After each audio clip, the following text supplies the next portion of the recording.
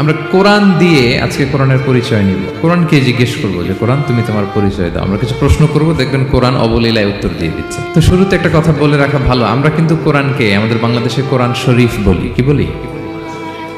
কিন্তু কোরআনে কোথাও কোরআনকে কোরআন শরীফ বলা হয়নি। শরীফ আপনি বলতে পারেন, শরীফ অর্থটা ভালোই, সম্মানিত কোরআন। কোরআন শরীফ মানে সম্মানিত কোরআন।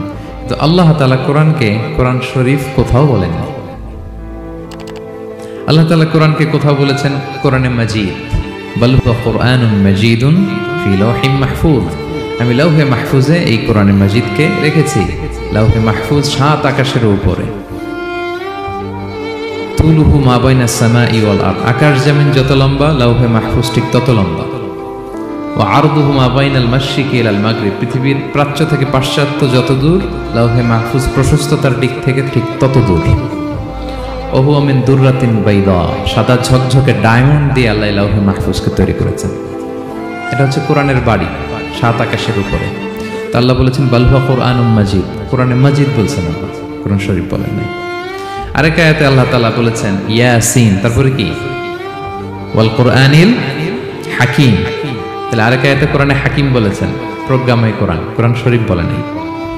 সূরা ওয়াকিয়ার আরেক আয়াতে আল্লাহ তাআলা বলেছেন ইন্নাহু লাকুরআনুন কারীমুন ফি কিতাবিম মাকনুন, এখানে বলেছেন কোরআনে কারীম। সূরা হিজরের এক আয়াতে আল্লাহ বলেছেন কোরআনে আযীম, ওয়ালাকাদ আতাইনাকা সাবআম মিনাল মাসানি ওয়াল কুরআনাল আযীম। নবী হে, আপনাকে আমি নিত্য পাঠনীয় সপ্তবাক্য দিয়েছি আর কোরআনে আযীম দিয়েছি। তাহলে আল্লাহ বললেন কোরআনে মাজিদ, তিনি বললেন কোরআনে হাকিম, তিনি বললেন কোরআনে কারীম, কোরআনে আযীম। কিন্তু এগুলো সব থেকে আমরা কি বলি?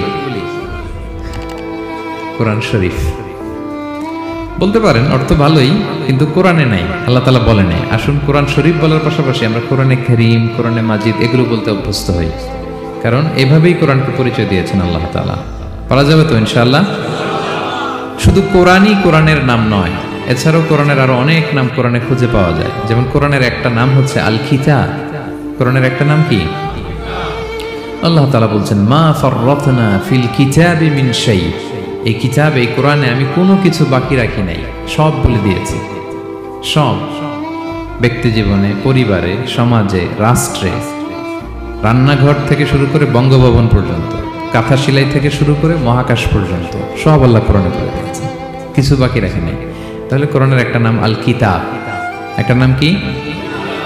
কোরআনের আরেকটা নাম আল ফুরকান, সত্য মিথ্যার পার্থক্যকারী, the criterion between right and wrong. কোরআন পড়লে বোঝা যায় কোনটা সত্য কোনটা মিথ্যা। আল্লাহ তাআলা বলেন তাবারাকাল্লাযী নাযালাল ফুরকানা আলা আবদিহি লিয়াকুনা লিল আলামিনা নাযীরা।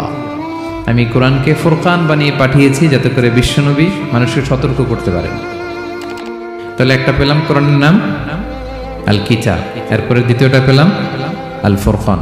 কোরআনের একটা নাম হচ্ছে আয-যিকির। আমরা অনেকে মনে করি শুধু সুবহানাল্লাহ, আলহামদুলিল্লাহ এগুলাই জিকির, না, কোরআনটাও একটা জিকির। কোরআনের একটা নাম হচ্ছে জিকির। আল্লাহ তাআলা বলছেন ইন্না নাহনু নাযালনা যিকরা ওয়া ইন্না লাহু লাহাফিযুন, নিশ্চয়ই আমি এই জিকিরকে মানে কোরআনকে নাজিল করেছি, আমি এই কোরআনকে সংরক্ষণ করব। তাহলে কোরআনের একটা নাম পেলাম আল কিতাব, একটা নাম পেলাম আল ফুরকান, একটা নাম পেলাম কি? জিকির। এরকম অনেকগুলো নাম কোরআনের আছে।